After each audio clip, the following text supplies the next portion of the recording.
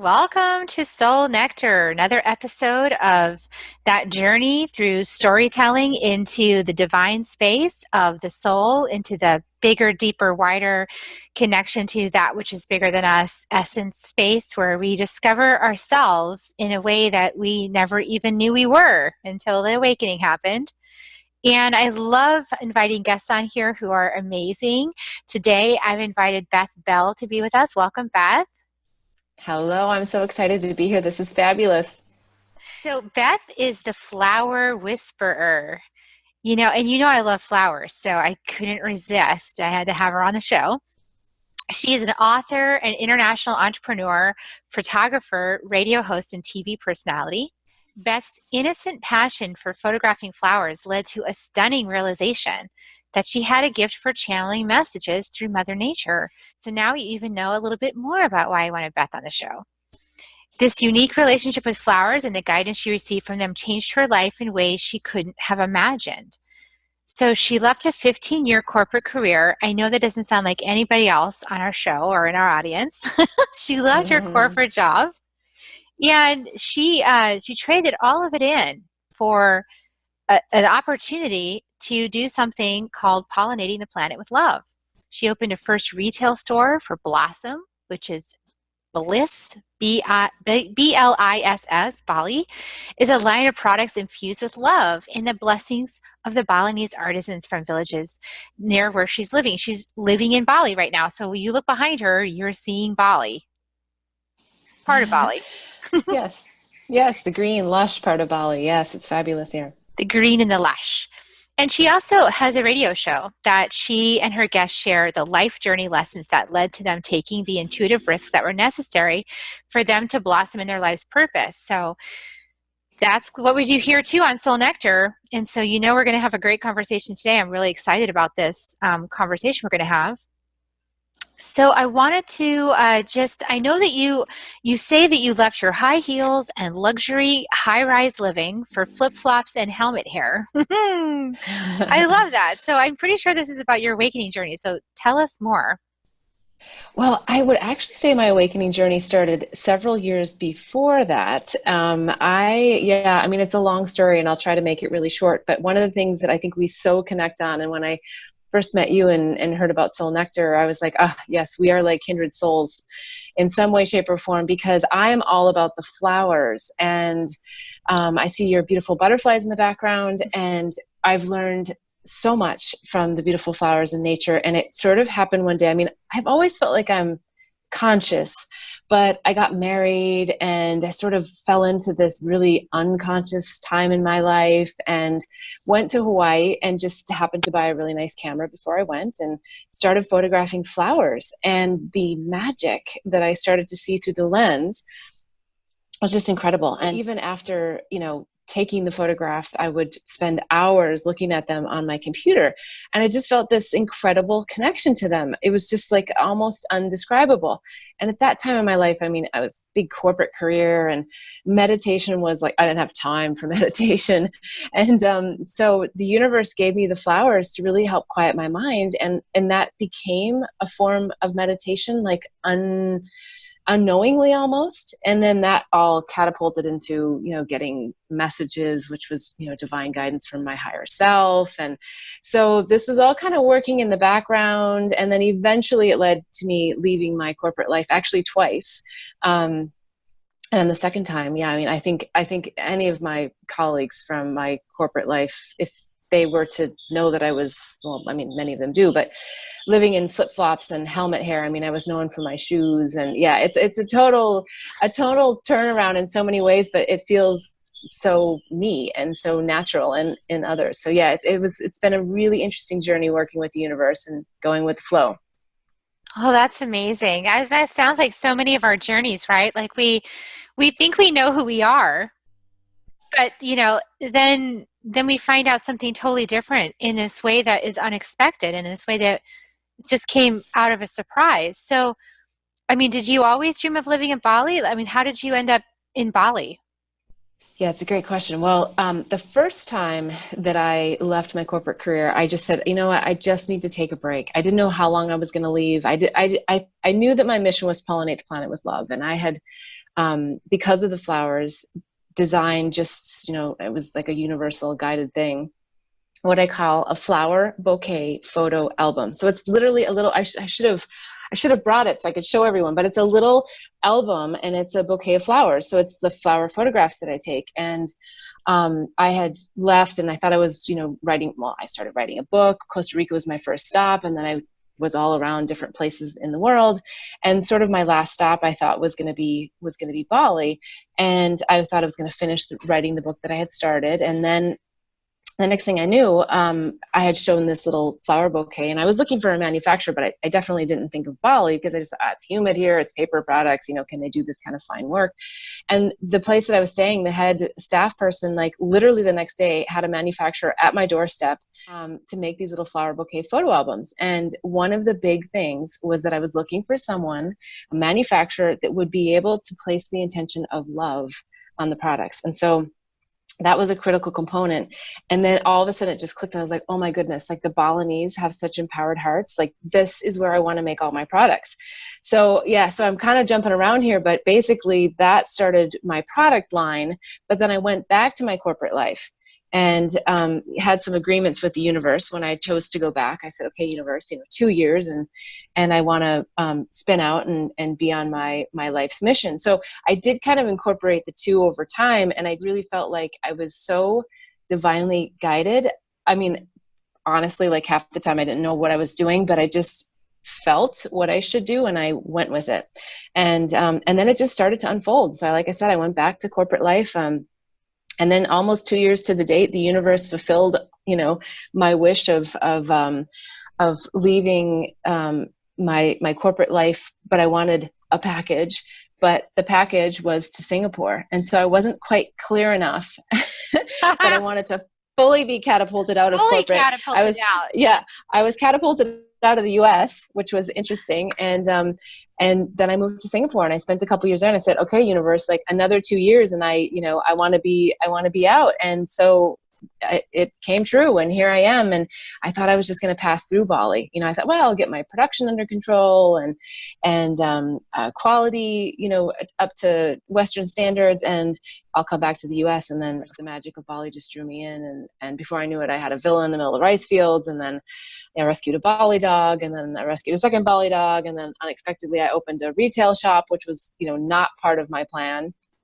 And 5 years later, I am still in Bali. So I've been out of the US for 7 years total, which Asia was never in my plan, but clearly it was in the bigger universal plan. So I've just been following it. And you never know when the transitions come, but when they show up, to take them and go. Well, okay, so that's really beautiful. I love that. And a couple questions. So Yeah. I noticed that you started the story by saying that you were, I think right before you got married, you bought a camera. Well, actually, no, I had been married for a while. And then just before I went on this trip to Hawaii, I bought a camera. Oh, okay. All right. Okay, yes. Which then led me to start taking photographs of flowers because it was this camera that could zoom in really, really close. Oh. So I could see like the insides of the flower and I could feel the energy coming from the flower. And then of course, as I sat there, I mean, literally I would sit for hours and photograph these things because when, if the wind came or, like in the morning, if there was dew or there was rain, like it would change in front of me. And so I just kept snapping these pictures. Like I had hundreds and hundreds and hundreds of pictures, right? And then from that point on, after my trip, because I had the time, right? The universe gave me the time. I was on holiday. And then I just kept carrying my camera, like a big, Nikon camera, like everywhere I went, and just kept capturing flower photographs without any idea of doing anything with them. It just was this strong calling that I had to have this, what ended up being like really a relationship with them. That's so amazing. You know what? I do think it's so perfect because the universe is kind of like, okay, Beth won't sit still. So exactly, let's fascinate her with flowers. And then she'll sit still for hours, just waiting for the right moment to take a picture. I know. It's totally true. I love how the universe works like that. You never expect that just by buying a camera, you're suddenly, opening up your whole portal to the divine, right? But that's how it happens. I had a similar thing because I was always an artist. I always loved creating art. And so I painted outside. I would spend hours painting outside and capturing the scene and doing landscapes and things like that. And then I tried to make a career out of it, which was difficult. Didn't actually happen, but it was fun. I had a lot of fun trying it. And the interesting thing is that later, when I discovered that I was this soul guide person, which really surprised me, it came out of nowhere. I was like, what are you Wow. talking about? What is that? I don't even know what that is. And all of a sudden, this healing stuff happened. And then I realized, oh, all of it makes sense because the visual cortex always stayed open because of the artwork. My visual Mm, cortex was really strong. I could close my eyes and visualize almost anything because of all the artwork and the years in doing art. yeah. I could even, a lot of times I would draw from memory. So I would draw people from memory, or, the layout of a piece of furniture or something. That all contributed to being able to do healing work because it is the imagination. It's all inside there. So Yeah. look back in your past, and there must be something from your childhood or some indications or inspirations that you can pull that can say, I always loved this, or I always loved being outside, or anything like that for you that would explain this flower fascination. Well, actually, I don't have a conscious link to the flowers from childhood, but I was always a nature child, and I was animals. I had bunnies as a child, so I think I've always had a connection to nature. And now with the flowers, my connection is really still very much to the flowers, but I observe how the bees interact with the flowers, and when I learned about that bees, we think, well, why are they attracted to a flower? You'd think, well, it's the color, it's the smell, but it's actually the vibration that the flower gives off. And the way that the bee knows to go to a flower, like basically it's saying, come, let's pollinate, is through energy that it gives to the bee that it then picks up on the hair of its legs, right? So I always laugh and joke and say, well, I'm still shaving my legs, but it's fascinating to start to understand like the intricacies of Mother Nature and what we don't actually see, but that's happening. And so it started to help me understand the energy part of the flowers and the power of Mother Nature, and how nature really can give, but also, I don't want to say take, but I mean take in the sense of help you release emotions. And so, yeah, so the whole relationship it gives me goosebumps as I'm talking about it, has Yeah. just really gone into a very interesting, unexpected place. And part of that actually has happened as I launched my radio show. And I've had many guests on my show that have like filled in a lot of pieces that I wasn't expecting, about just, for example, I had a beautiful lady on who does, she's a flower alchemist, and she sells, elixirs, and it's hard because people don't understand what that is, because it's not about the smell, it's about the energy that she captures from the flowers. And so she had said to me one day, because I said, gosh, I don't think I can get your products here in Bali, and so she said, well, actually, ancient shamans would in the morning go out to flowers and sip the dew, the water off the flowers to get the energetic vibration. I went, oh my goodness, like I know now I'm going to be like looking totally crazy, but I am going to sip from the flowers, the dew. So in the morning, like, but I still do this, like, I'll go, okay, is anybody looking at me? And then I'll go up to the flower or the leaf and I'll sip the dew off of it, right? So I'm thinking, they were going to think that I'm just absolutely crazy and lost my mind. It is Ubud, and we're very progressive here when it comes to, spirituality, working with the universe and all that. So, so now I'm not only a flower whisperer, but I'm a flower sipper. So, yeah. So now, okay, I'll just fess up right now that my stones talk to me. I have a mesa Okay. because I work with, I've got a lineage from Peru, from the Carol shamans, and they teach you how to have a medicine way through your mesa. So you have these medicine stones, and the medicine stones, they kind of, you heal your trauma and your stories using these Yeah. medicine stones, and then that becomes the Nice. healing you give to other people. The stones help you to use, and it's so funny. Yeah. Here's the thing: as somebody comes in, one of my three first hooks was validation, like I was needing to be validated by others. And every time a client comes in with a validation issue, they pick that stone. Interesting. The Yeah. funniest thing. Yes. It's just crazy that way. But it's because the stones know what they're there for. Yeah. They know what they're there for. So I'll admit, I I know the stones are wise, and I know that they tell me a lot of things. Sometimes I can, once in a great while, I can hear them, but it's more like I ask them with my pendulum, and they give me answers, or they guide the healing or something. Yeah. So, okay, I've just fessed that up, which sounds crazy to some people. So, what No, it's about not you? crazy at Like, all. what about your flowers? I know they talk to you. What do they do? Yeah, yeah. Well, people always ask me, well, what does that mean? What does that look like? And it's a little bit difficult to explain, but I feel like when I'm in front of a flower, and it can be a real live flower, but I can also look at the photograph later and still get the same essence from it. Um, because I started to realize, hey, I'm getting messages, like I'm getting ideas in my head, I'm getting thought forms in my head. And it's really what helped drive me, I think, through a lot of difficult times in my life as well, because everything that I would get was so, it just felt like the truth, and it just felt so grounding and yet so celestial all at the same time. And so I started listening and just being more playful with the idea that I was getting messages. I didn't, try to judge who it was from or what it was, and if it was my mind or whatever. I just kind of went with it. And then over time, I started to realize, well, hey, there's kind of a little bit of a theme here. I started making flower affirmation cards. So they have a truth on the front and an affirmation on the back. So I started leveraging my flower photographs for that. I was doing the flower bouquet photo albums. And then I realized that there was sort of this theme. And so I write about the 4 life lessons that I've learned from flowers, and created a book. And what was interesting about the book is it's kind of like a coffee table book, in the sense of, you look at a flower and then there's words on a page that have a profound message, but it's really more about not what I write or the flowers help me channel. It's more about, what does the person, when they're reading it, feel? So you literally can open the book in the middle and get an inspiration or a message. And so I wrote the book, I put it together, I wanted to launch it, and I thought, okay, what's the best way? And then everything just kind of fell apart as far as like the physical launching part of it. So I was like, okay, universe, what's that all about? So all right, well, I'm just supposed to let it marinate. And that was actually right when I had come to Bali, that I had finished writing the book. And so I just sort of let go of the idea that I was going to launch it at that point.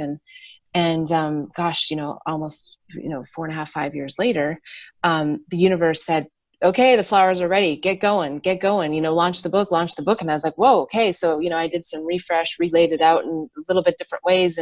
But for the most part, it's the same book. And then I realized, oh my goodness, I got those 4 life lessons, and the universe was having me marinate it, because I needed to really live those 4 life lessons, right? I really needed to implement. I mean, hey, I'm still implementing them. They're big lessons, but yeah. So I feel now that I have a lot more insights into how to live the life lessons and what they really mean, on the ground in everyday life. It's not just here's the tips and the facts. It's like, no, I got I got the juice behind it. So, Well, you know what people, and what I used to struggle with, and a lot of clients struggle with, is this like idea about delays and challenges, hurdles.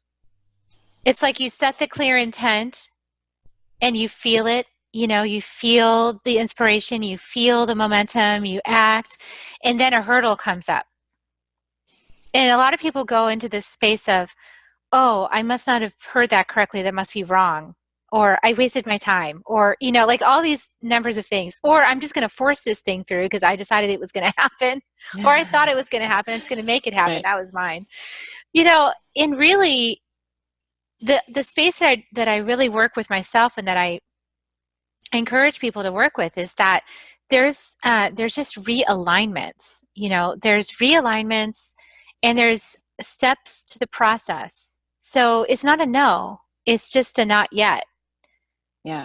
And yeah. Well, like, stay with it. And the analogy that came to me, which was so clear, was it was literally like a lotus flower in the mud. You have to spend the time in the dirt, in the darkness. Not that it was darkness necessarily, but really doing the work, doing the soul work. And And when the time was right, it would blossom. So I did a soft launch in Australia, but I'm looking to do a full launch. I mean, the book is available now, and I'll do a full launch in the US in the springtime, because it just seemed like the most appropriate time for it to truly blossom. But yeah, so the flowers are just amazing, and they've been like really my whole my whole inspiration and my connection and my divine portal. And I feel so blessed to have had the opportunity to build this relationship with them. So do you teach people how to listen to flowers, how to whisper to flowers like you do? Is that part of what you teach?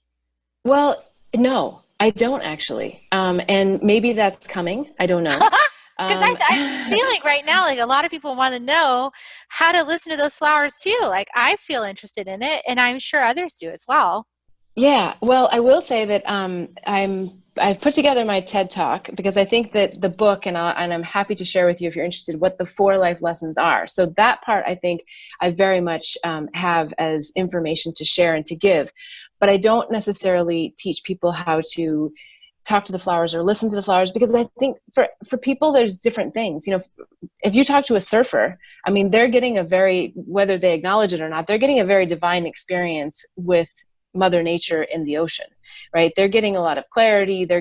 They use their intuition. They're practicing their intuition, catching a wave, right? So some people are tree huggers. Some people go to the mountains for the weekend to clear their mind and to get guidance and to just feel. While for me it's the flowers, and I love the flowers, and I'll promote the flowers to through many lifetimes. For others, it's just different divine portals. So so I love to share about the flowers, and if other people are called and inspired to actually leverage them specifically, great. But I think my main message for people is to just find whatever that portal is for you, right? If it's the butterflies, if it's dogs, if it's but at the end of the day, I really feel like it's always going to come back to Mother Nature, and it's a magical playground that and again, I get goosebumps, but it's just a magical playground that we as humans don't often know. We know as children, and then we kind of we dumb that down in the background. And so I guess maybe to go back to your question, which was, what was it about childhood? I think it started for me very much with the animals and having that connection to animals. And I don't know why I'm telling you this now, but at one point I was really into archetypes, and I was literally having tea with myself and my soul. And I was trying to identify which child archetype I was, right? And I'm sitting there, and for some reason it was so hard. I was like, I don't know. So I said, okay, stop thinking, get up and go get a sip of water or whatever. So I walk over to my refrigerator, and I noticed that I have this whole picture frame of me as a child. Every single one was with an animal, whether it was a bunny, a deer, what else was in there? So I walked back, and then I realized on the nature child card, there was a bunny on the nature child card, right? So I was like, oh my goodness, of course. So yeah, I mean, I think coming back to the question and the point at hand, it is Mother Nature. And when we're children, we see the magic, and then we numb ourselves down. And so now I feel like I'm just stepping back into that magical world of Mother Nature and everything that it has to offer. So for me, it's flowers, but for other people, it might be something else. I love how you say we dumb ourselves down, because I really feel like that's true as well. It's like this serious part takes over that says there's no magic, everything is so black and white, and, it's just reality, and it's just third dimension, and there's this material world, and it's so like blah, blah, blah, blah, like Exactly. your Yeah. soul is just like starving for something exciting and fun, like please, Yeah. and start to take, when I started taking this path, well, because my path is very much about like doing it that dumb and down way, right? Like sitting in the therapist's office and talking about all the ways that I'm bad and I'm doing things the wrong way and how can I be better, and like rap on the knuckles, and like Yeah. this whole thing of like trying to understand and go down my thought tunnels and figure out how to fix me. And all this negative stuff, and then I Yeah. take this journey. I finally said, forget that. It didn't work. I did it 20 years. It didn't work. I'm out. I'll just be bad. Screw it. And within 6 months, I had a teacher to the magical Yeah. path. Like I had a teacher that Yeah. went, hey, don't think about that. Think about what's right. Yeah. As a matter of fact, don't Yeah. think. Like, stop thinking. You know, I know. just I know. And stop thinking. it's such an obvious thing, and yet somehow it's so hard to do, right? And just to give a little plug for the Balinese, I mean, I think honestly one of the things that I have learned from them, I haven't mastered it yet, but they are so in the now. I get frustrated because I say I'm getting a PhD in patience and communication, because we are very logical thinkers. Western thinking is if then. If I do this, then this will happen. And there's beauty in that, no doubt. And that it helps us function in the world, no doubt. But here, it's like they go with what they feel now. And it's sort of like, well, what do you mean? Like tomorrow doesn't really matter. We're here now, and you're like, okay, that's too obvious. But yeah, they really, and one of the word, I have do these mini mantra word bars, which is also one of our big products. And I do want to for very, but one of them that I make is called Live Life in Love with Everything Bliss. And that was very much inspired by the Balinese, because even the poorest of poor, the guy working out in the rice field with manual labor is honestly happier than a lot of really financially wealthy people that I've seen. And it's because they stay in that magic. Life is all about the magic. And the Balinese know how to navigate that, and they're teaching us. And I think honestly, people come to Bali and they stay here, and they're like, wow. I mean, one that I know, she literally left LA here, didn't even go back to LA, had someone else pass and stayed. And so the question kind of has been, but why? Like, what is it about Bali? And it's the magic, and it's why I'm here. It's the mother nature. It's the flowers. I mean, I walk out and there's flowers at my feet constantly. And the energy of that, and you feel just held here. And yeah, it's just such a magical place. Well, I love the magical, being in the magic space. And I think what people don't realize is that's where the healing happens. The Yeah. healing happens in the magic space, however you get there, your imagination, your heart, your feelings, being in the moment, being in nature, and Yeah. being in the now, being in the Yeah. present is where the magic happens, It not in is. the But, I stories. think, no, I know. But you know what I've really realized being out of my corporate life, and I so love that I came from corporate, that I didn't get rewarded by staying in the magic. I got rewarded by finding all the faults, finding all the reasons why something didn't work, so we can change it, shift it, and make it work. Even growing up, I grew up in the Midwest of America in a town of 2,500 people. I have the most fabulous parents on the planet. But I got programmed to find, what did you do wrong so you can make it right? And it's like such a, an ancient, ego programming system, but it has nothing to do with that. It's not about self-criticism and evaluation.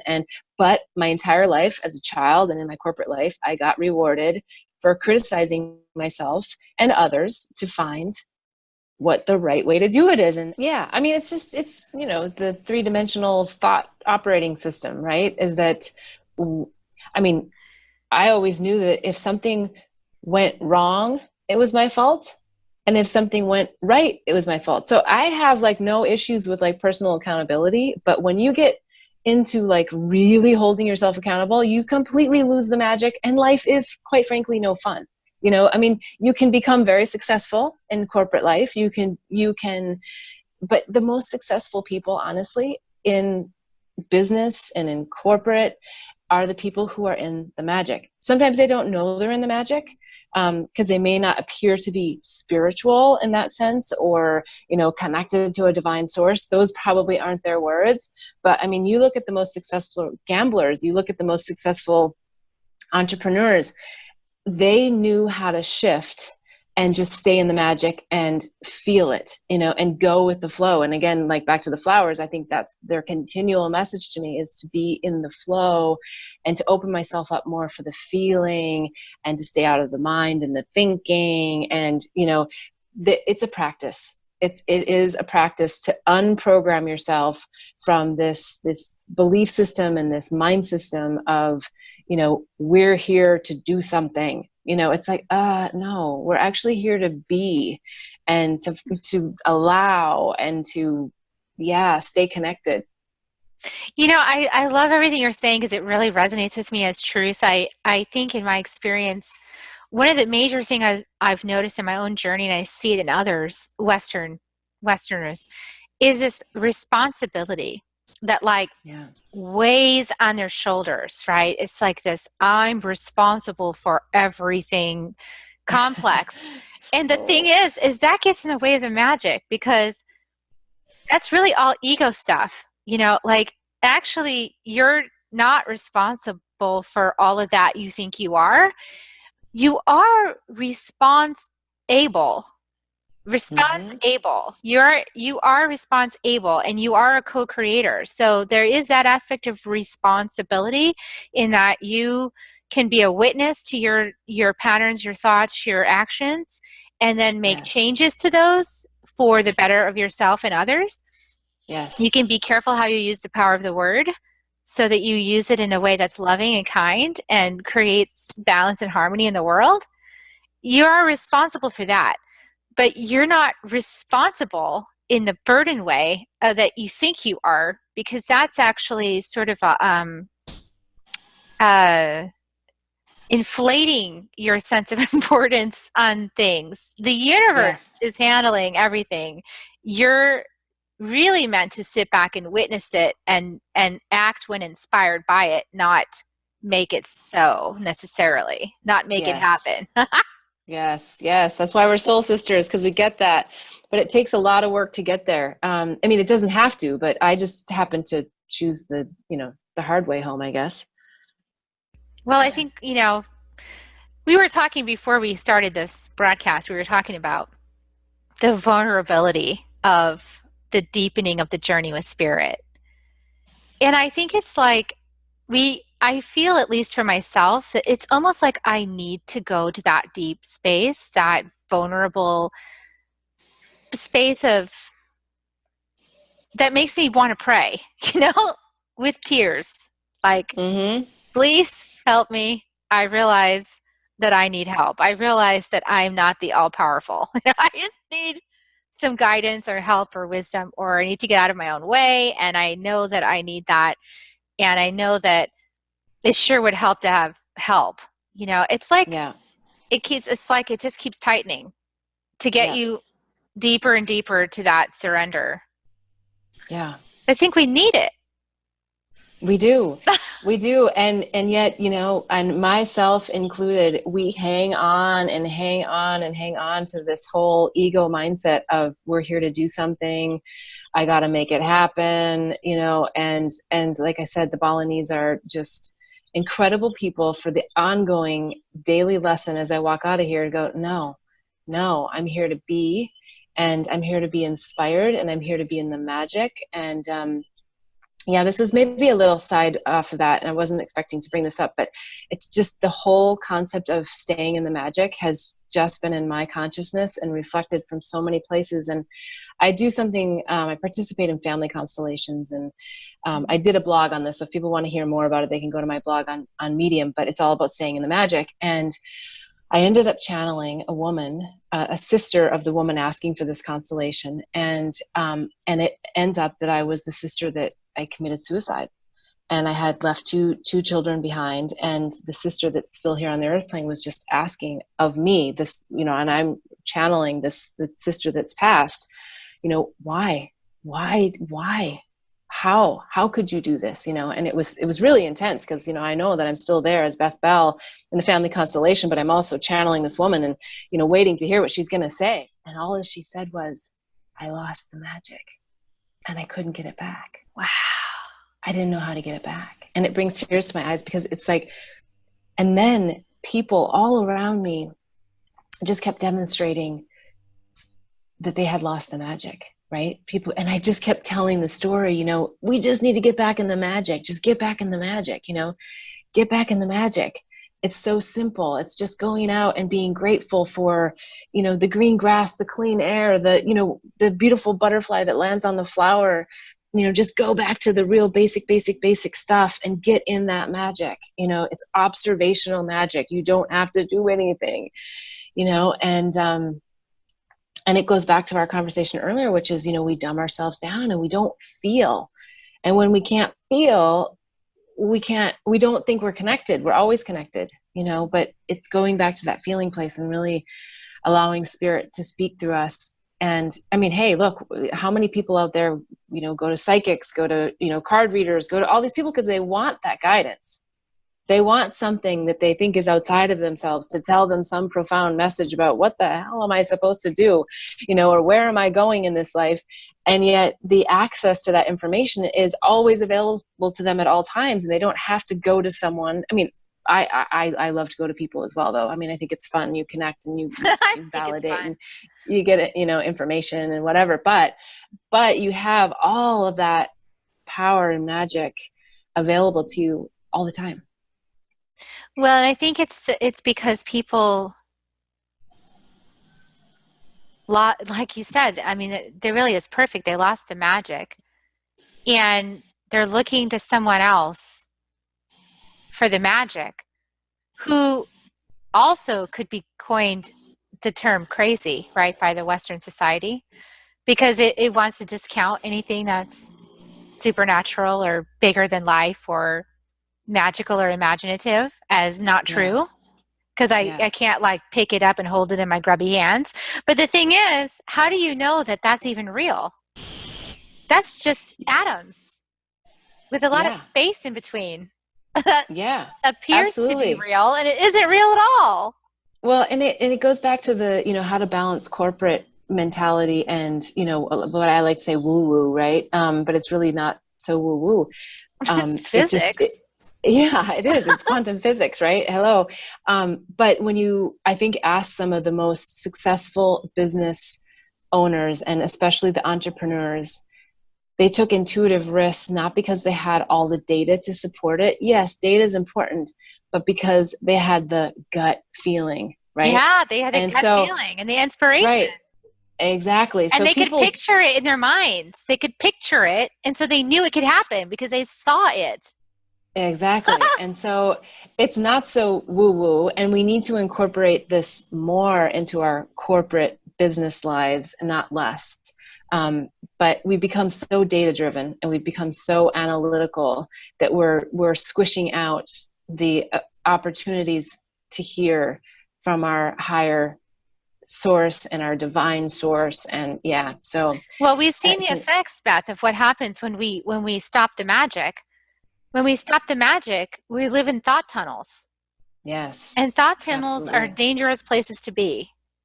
Yeah. Thought tunnels have no escape. They lead to mazes that don't have a solution. And you keep trying to find the solution, but there is no solution inside that thought tunnel. You can't find it. You'll be in there looking for that cheese like a mouse lost in time. You know? Yeah, and exactly. Meanwhile, you're totally devoid of joy. Yeah. And joy is the nectar that keeps us living. If we don't feel joy, peace, laughter, love, we lose the zest for life. We really could die of heartbreak because we don't have anything left in here to live for. Yeah. Yeah. No, it's true. And, I know I keep talking about Bali, but it's just such a magical space and place, and I've learned so much from it. And I do want to give a little bit of a plug on something that's happening right now, because we've just experienced the threat of a massive volcanic eruption. 1963, the volcano went off. It was devastating. We thought we were going to have this eruption a month ago, or actually probably even more than a month ago, and it didn't happen. We've had several little small eruptions and whatnot. But unfortunately, what's happened is it scared absolutely everybody from coming to Bali.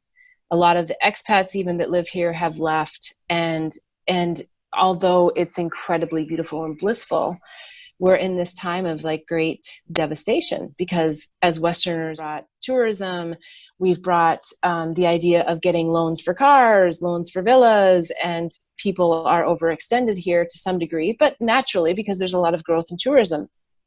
But now there's no tourism.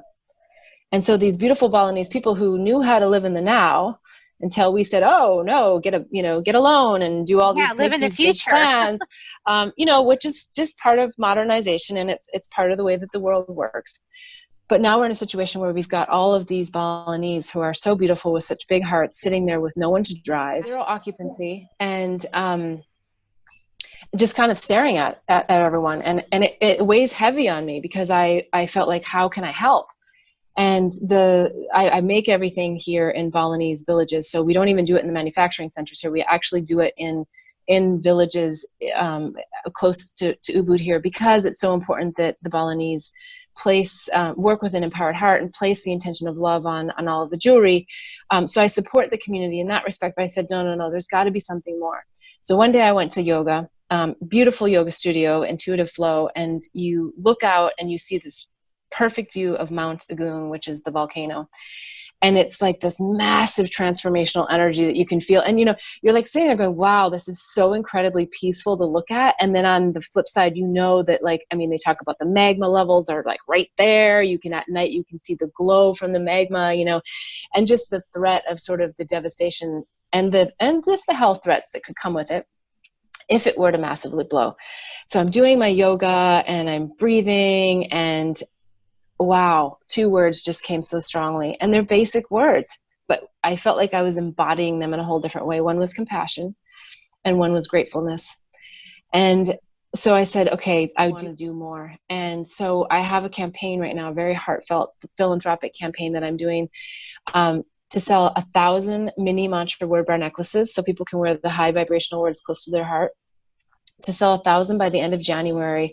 And then I'll give back 15 million to the 71,000 evacuees here in Bali, but also other nonprofit organizations that are struggling, because, it's sort of like the plugs got pulled out from the money energy wheel here.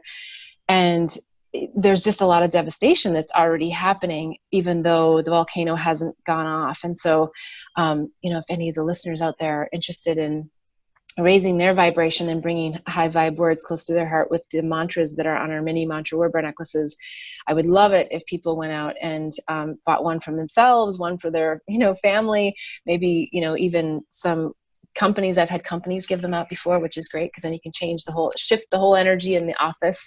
But I really just want to preserve the Bali bliss and preserve what's happening here.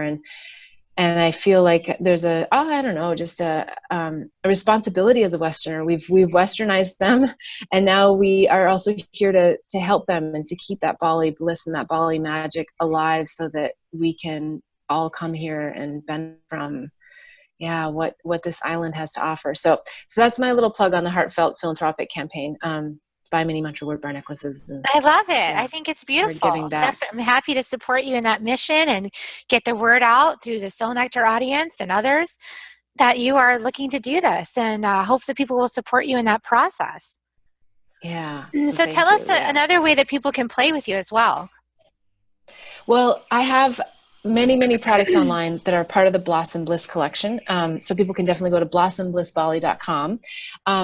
They can also go to Amazon and buy the book Flower Power for Pure Love, and they can learn all about the 4 life lessons from the flowers. So that's really, really fun. And then my personal website, bethbell.me, just shares a little bit more about who I am and being a flower whisperer. And I've got my radio show, which is now actually transforming, because I've had this, actually a customer, to be honest with you, several years ago came into my shop and said that I needed to tell my inspirational stories. And she said, you need to blog. And I was like, no, I'm not a blogger.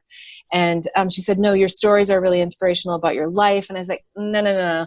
I'm like, I know I'll do, whatever, the 7 habits or the 3 tips or whatever at some point in my life, but no, my personal stories, no, off limits. Well, okay, here I am now with my radio show, sharing all about my personal stories and the personal stories of other people, their life journey lessons and pearls of wisdom.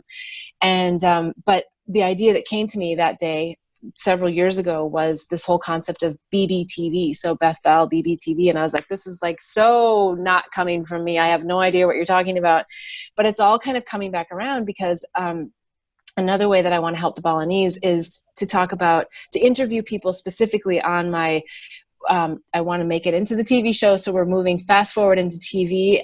I'm still doing the radio, but I'm going to be interviewing 6 different beautiful venues here in Ubud, Bali, and interviewing Bali business owners and Bali business inspired people so that we can also highlight the magic of Bali and what it's brought to people, to, to their businesses, and how it's helped them really live in pure love and live their purpose. So, because the whole show that I do is about empowering pure love and purpose.